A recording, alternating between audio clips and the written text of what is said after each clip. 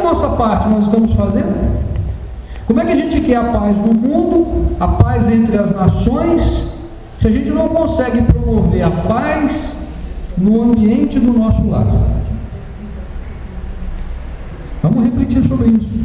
Dessa nossa responsabilidade, de promover primeiro a paz dentro do nosso lar. Se todo mundo fizer isso, em consequência nós teremos a harmonia das nações.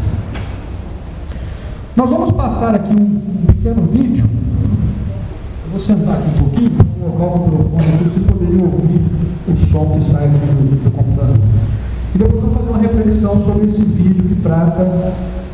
O nome do vídeo é uma oficina chamada família.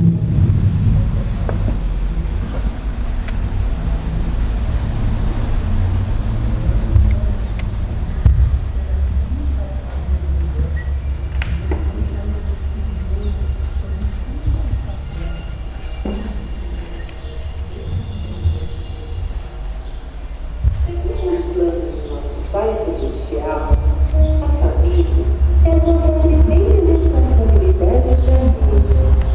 Nela, nos livramos das nossas maiores afinidades espirituais para nos fortalecermos e também aos nossos maiores desafetos para estabelecermos a nossa harmonia interior.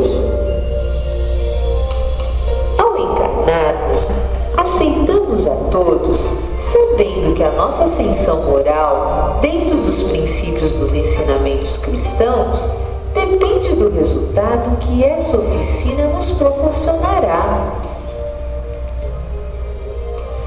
E são nos laços mais difíceis que logramos os maiores êxitos. Amar a quem já amamos, desde outras existências, é natural. O difícil é amar os nossos inimigos para corrigirmos o passado comprometido. Essa é a nossa maior prova: consertar com as ferramentas do amor os vínculos que já nos destruíram as esperanças ou que prejudicamos com as nossas imperfeições pretéritas.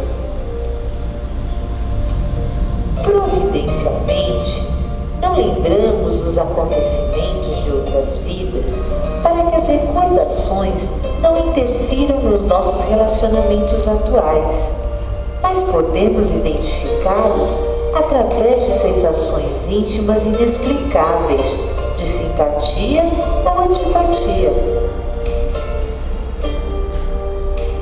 Deus une os casais para uma caminhada de vida, consolidada com os frutos dessa convivência: filhos, parentes e amigos. Ele não une para separar adiante. Qualquer rompimento familiar é resultado do livre-arbítrio das pessoas. Mesmo assim, ele põe sua mão abençoada sobre as vidas que são afetadas pela separação para amenizar as consequentes dores. Só que o nosso orgulho ferido e a nossa possessividade nos cegam, inflamando os atritos pré-existentes. As paixões obsessivas turvam a retidão de nosso raciocínio e envenenam os nossos sentimentos. O ideal é que, com o tempo, consigamos transformar uma separação em unidade familiar. É o querer bem, mesmo que não seja ao nosso lado ou sob o mesmo teto. Esse é o verdadeiro exercício de amor. Afinal, fazemos parte de uma única família perante Deus. Aquele que hoje é seu adversário, numa vida futura, poderá ser seu irmão consanguíneo. A verdadeira essência de qualquer proximidade entre as pessoas deve ser o amor puro e verdadeiro, fundado no respeito e na compreensão.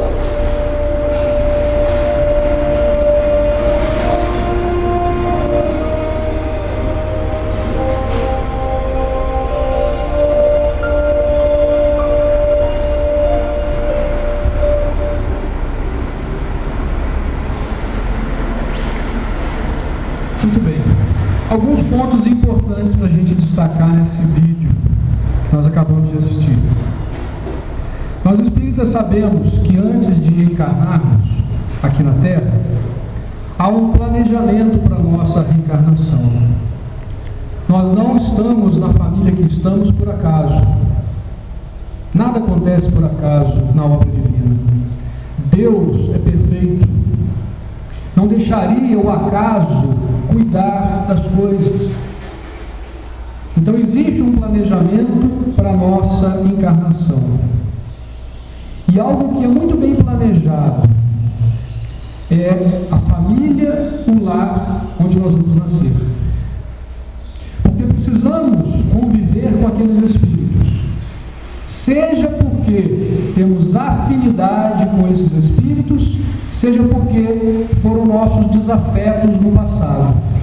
E aí, conviver com esses espíritos naquela família é oportunidade de resgatar dívidas pretéritas, dívidas do passado.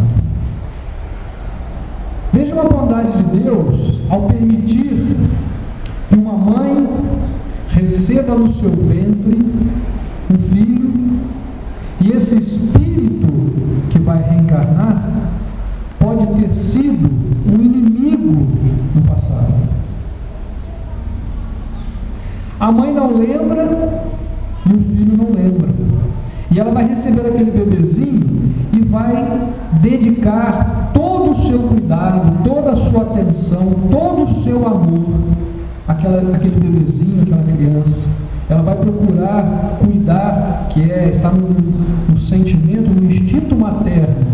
E o pai também, a cuidar daquela criança, educar, dar orientação. Em alguns casos,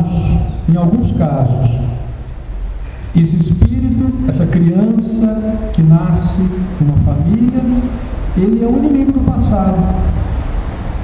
E Deus dá essa oportunidade deles virem juntos no mesmo lar, na mesma família, no sentido de resgatar essa inimizade, aprenderem a se amar, como nos ensinou Jesus. Então veja a importância dessa instituição familiar. Esse planejamento reencarnatório reúne na família afinidades e desafetos. Afinidades para continuarem a construindo junto, evoluindo junto, e desafios para aprenderem a perdoar e amar. Amar quem temos afinidade é fácil. Quem a gente gosta, quem a gente tem simpatia, é tranquilo, isso é fácil. Todos nós fazemos. O nosso grande desafio, dentro da família e fora dela, é a gente aprender a amar o inimigo. Aprender a amar o desafeto, aquele que a gente não tem tanta simpatia. Esse é o grande desafio que nós temos. Essa é a nossa maior prova. Amar o nosso inimigo. E às vezes, esse nosso inimigo faz parte da nossa família. A gente não lembra, como eu disse aqui, mas ele é um inimigo do passado, um espírito com o qual nós temos algum comprometimento e que vem na nossa família, como irmão, como irmã. Às vezes aquela antipatia sem explicação entre aspas, né? Que o irmão tem com a irmã, ou que o pai tem com o filho e vice-versa, né? Se explica com o desafeto do passado, e estão ali resgatando essa dívida. Esses inimigos então reencarnam na mesma família e pelo processo do esquecimento do passado não se lembram e têm a oportunidade de conviver juntos. O esquecimento do passado é outra bondade divina para conosco. Às vezes a gente diz assim, mas se eu lembrasse o que eu fiz na outra encarnação, se eu lembrasse o que eu planejei, eu faria tudo diferente. Será mesmo? O esquecimento do passado é uma dádiva. Sabe por quê? Porque quando a gente briga com alguém, às vezes um motivo bobo, a gente brigou com alguém aqui, a gente não quer nem ver aquela pessoa mais, a gente quer passar perto dela, né? Geralmente a gente repele o inimigo. E através do esquecimento do passado, nós temos a oportunidade oportunidade de estar juntos na mesma família, dividindo o mesmo teto com o inimigo, entre aspas, com alguém que nós fizemos mal no passado, que a gente, se fosse numa situação normal, se a gente lembrasse, eu não quero nem conviver com ele, não quero nem saber dele. E aí Deus nos dá essa oportunidade de conviver juntos, no mesmo lar, na mesma família. E por isso, no final da mensagem, a família, o exercício de um amor. É a oportunidade que temos na prática de exercitar e de aprender a amar. Nós temos um instrumento precioso em nossas mãos também para garantir e para promover a paz, a harmonia, o entendimento, a união no nosso lar, que é o Evangelho no lar. Nós vamos ao centro espírita, aqueles que são católicos vão à igreja católica, aqueles que são evangélicos vão à igreja evangélica, no sentido de buscar os ensinamentos de Jesus. Isso tem que ser feito, de fato isso tem que ser feito. Mas nós podemos fazer além disso. Nós podemos levar Jesus para o nosso lar. Nós podemos levar Jesus para o nosso lar. Como é que nós fazemos isso? De uma forma prática, promovendo periodicamente o Evangelho no lar. O que é o Evangelho no lar? É uma reunião de família, onde nós vamos eleger um dia da semana, pelo menos, podemos fazer mais, mas pelo menos um dia da semana, onde nós reunimos os nossos familiares, fazemos uma prece, que não precisa ser bonita, demorada, decorada, pode ser uma prece espontânea, que vem do coração, pedindo que Jesus, que Deus, que os bons Espíritos abençoe aquele lar, aquela família, os integrantes daquela família, que ajude a promover a paz, a tranquilidade naquele lar. Tenham a